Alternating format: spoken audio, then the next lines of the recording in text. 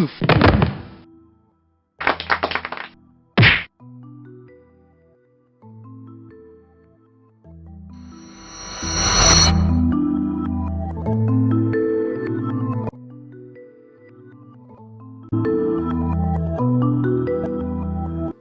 very sorry nekukidnepa musikana wako.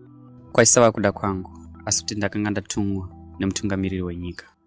Ndakanga ndapiwa basa rekuti ndikuteverei kwose kwamaenda. Chinondirwadza ndechekuti vari kuabhusa kodzero dzemadzimai. Kana usingadiwe haudiwe. Nekuda kwekuti musikana wako ari kuvaramba, vakufunga zvekumurepa. What? Zuva razvichaitika ndichakuzivisa. Kwazvichaitikira ndichakuzivisa. Kana uchigona kumurwira, ndinokuudza zvekuita.